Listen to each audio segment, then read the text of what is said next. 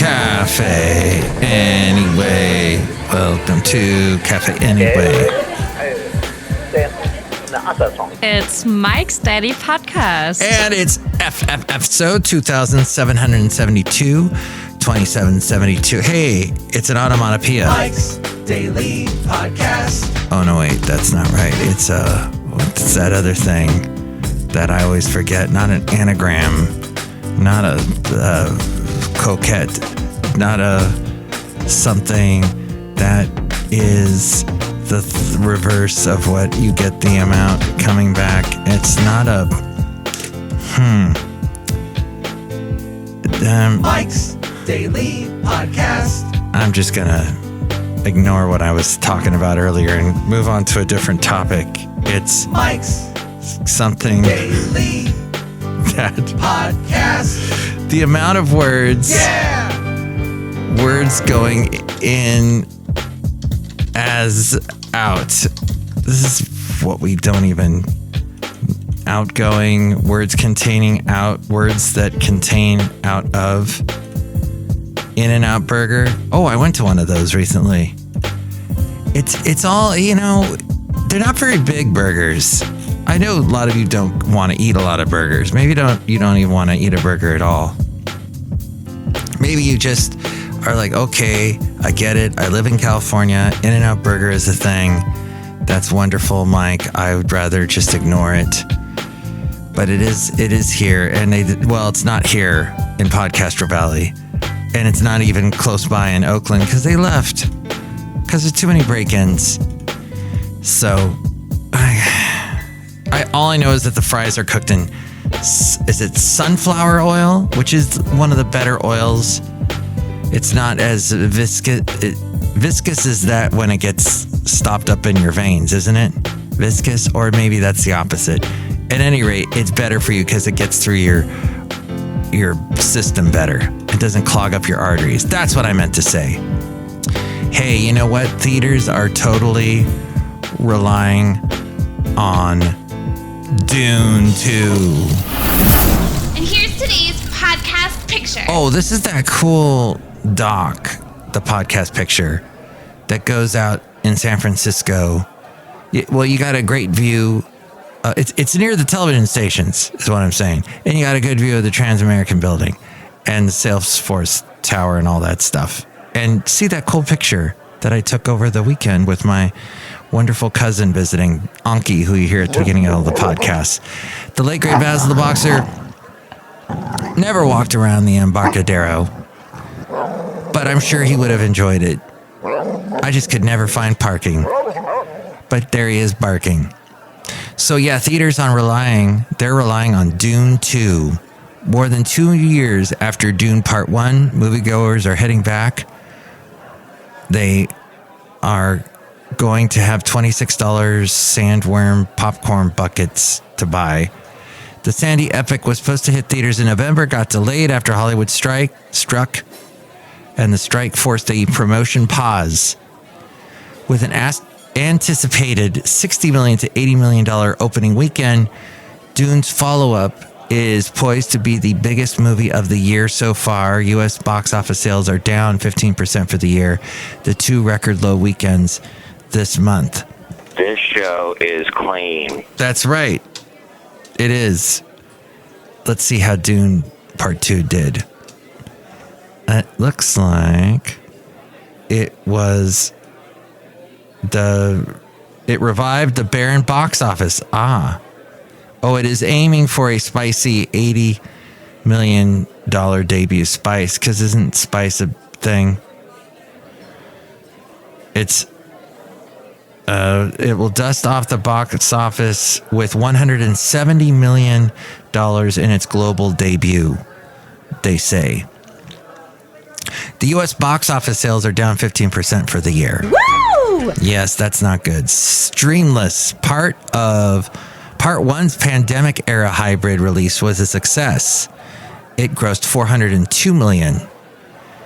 Considering the first Dune hit theaters and streamer Max at the same time, the sequel's big screen only debut could give it an edge.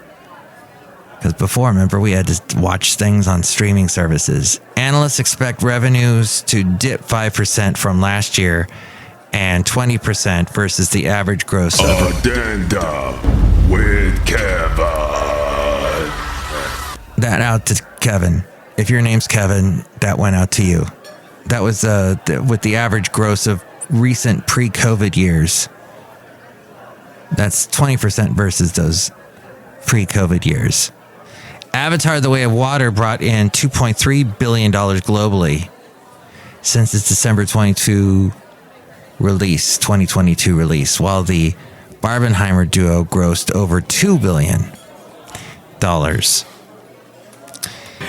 Mike is on it, man. Go where no man has gone before. We love it, Mike. I'm trying anyway. That all from Rob Black. He does a podcast. He does a show. I produce his podcast, and he is heard locally on the radio on AM 1220 KDOW weekday mornings.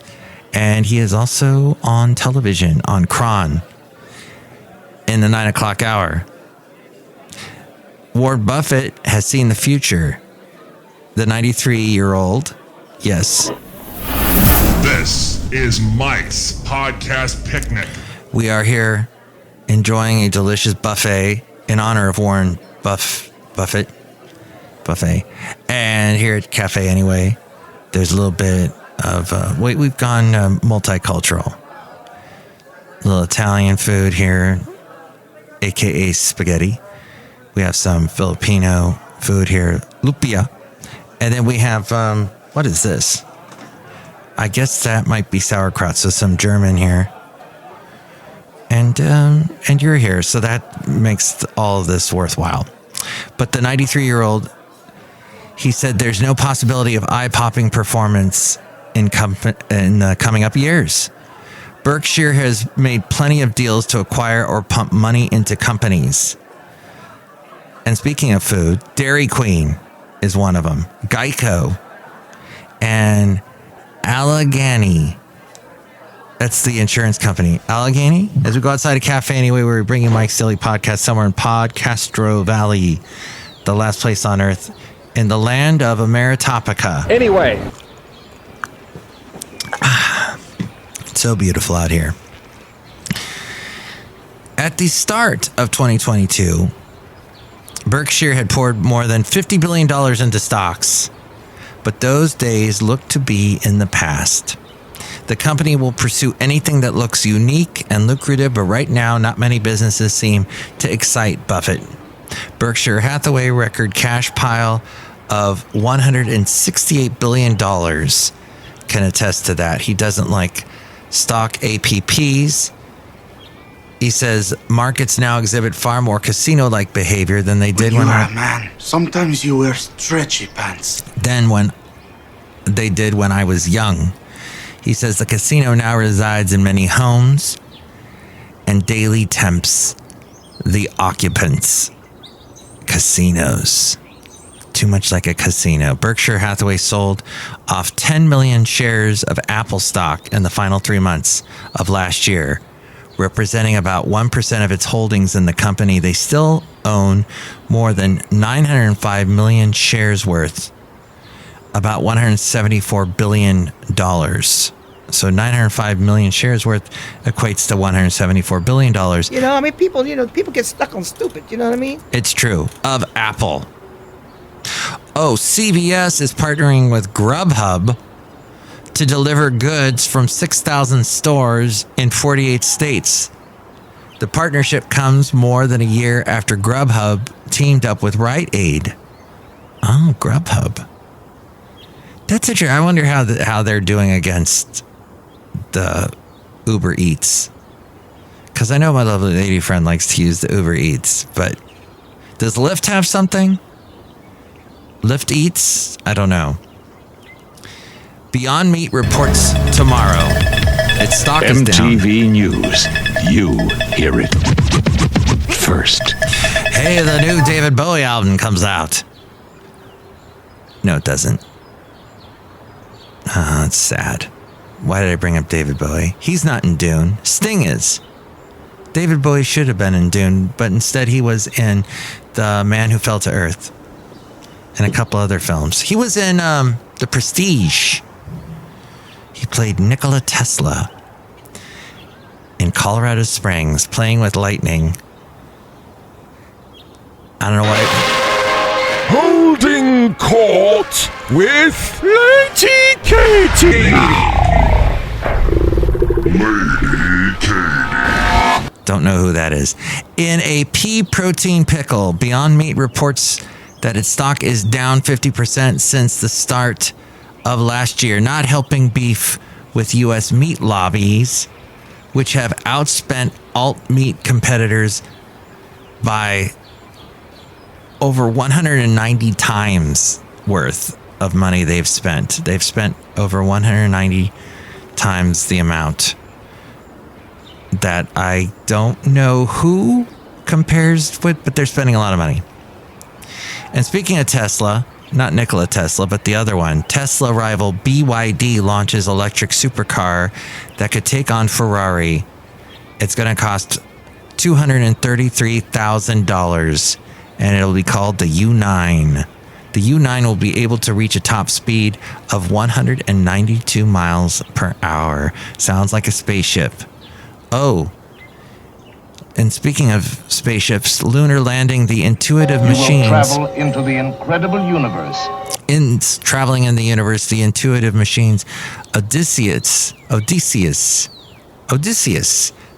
sends back the first images from the moon. The lander caught its landing gear in the moon's surface while touching down, and it tipped over. Yes, it's because of you and all the times you tried to tip over a cow. Well, it's all because of you. Somehow, I don't know how it's because of you, but instead of cows getting tipped, it's Odysseus that was tipped. Its solar panels no longer are exposed to the sun, so it stopped operating. Intuitive Machines stock fell as much as 30% in trading from its previous close. It was at $9.59 a share. $9.59 a share. Magnification. And I had fun sharing that with you. Outside a Café Anyway, somewhere in Podcastro Valley. Look who is here. Hello, Mike Matthews. It's Chely Shoehart, Capsule Supervisor. I have a lunar landing snow globe that I'm giving away, Mike Matthews. Oh, look at it. It's like a snow globe, and it looks like a globe like the moon, and there's a little tipped over rover on there named Odysseus. That's right, Mike Matthews, because I like Greek words, Mike Matthews. That's fantastic. Look who else is here. Oh, Mike, this is Floyd the Floorman. And this is John Deere, the engineer. That was me trying to imitate you, John Deere, the engineer. That's not even funny, Mike Matthews, because I am John Deere, the engineer. Mm-mm. Yeah. All right. Well, I was trying to do an impression. Kathy's Corner. Why is everyone named something with a K? Kevin, Kathy, Katie. What is that about on this show? Have you ever wondered that? I really don't. Don't know. Let's end with this. Psychedelics in the office. Yes. Oh, I just slurped a liquid on the podcast. And that is an homage to all the podcasters out there that cough on the mic. Don't cough on the microphone. As a top business and finance professional turned microdosing expert, Peggy Van de Plash is sharing how microdosing is making waves in the boardroom and how organizations can reap the benefits while mitigating possible risk. What? This was emailed to me from pharaohcommunications.com. In today's shifting landscape, the integration Welsh on the world of psychedelics into business organizations raises questions of role, risks, and legality. As the newest scientifically backed recipe for both personal and professional success, many are reaching for psychedelics as a mental performance enhancer. Wow. And after, let's see, what does it, I've been hearing about that. Okay, well, it's all about this person who's talking about she launched the Brain Power Microdose, a premium microdosing product that helps support memory, mental focus, stamina, and cognitive health, mood, and brain functions while relieving symptoms of stress and anxiety. But isn't that making you dependent on something? You know, my mom always warned me, and microdosing is no different from drinking coffee, going outside and vaping, smoking, or whatever it is that you do too much. Everything in moderation. Fabagoo, things to do. You might just say fabagoo about it all, but it's true. She had a painting she did, and I own it now. I have it, sadly, after she passed away. I made sure to get all her artwork, and one of the things that she did was a painting that shows a bunch of crutches and then things like pills, booze, smoking, even though she herself smoked her whole life. And then Mike's cassette copy. Well, it's not on cassette. Maybe you're addicted to listening to cassettes. I was certainly addicted to music. I used to always have to have the radio or some kind of music or CD player on. And then I realized this is cutting into my communications with people. It's cutting into my communication time. So just see what it is that you're doing, that you're maybe doing too much of. And is it cutting into other things in your way of life and the things that you enjoy? Bands mutations. I'm sure a lot of rock bands over the days past used a lot of these things and had their own little bits of mutations going on from their microdosing. But it's a thing. It's a new word for people doing drugs in the workplace. As you know, there's a real scary holiday coming up. And that's called Election Day. Yes, that's right, Paul Lynn. Election Day is coming up. And I have been warned in an email that I need to get my ballot in from California Ballot Tracks.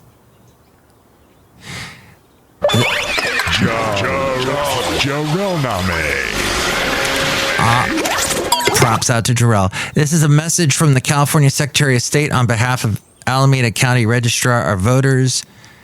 March 5th. That is coming up soon. Presidential primary election.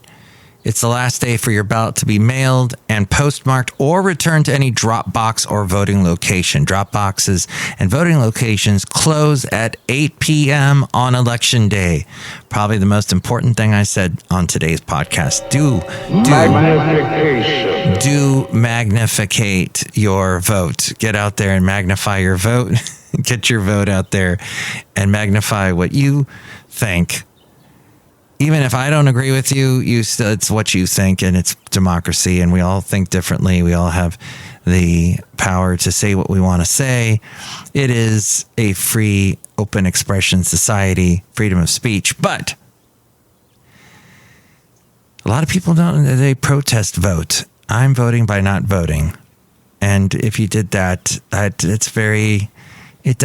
doesn't quite do the thing. We can debate that back and forth. And maybe the guy in the flying saucer will have an answer for us. Who knows? But that's pretty much the end of the podcast today.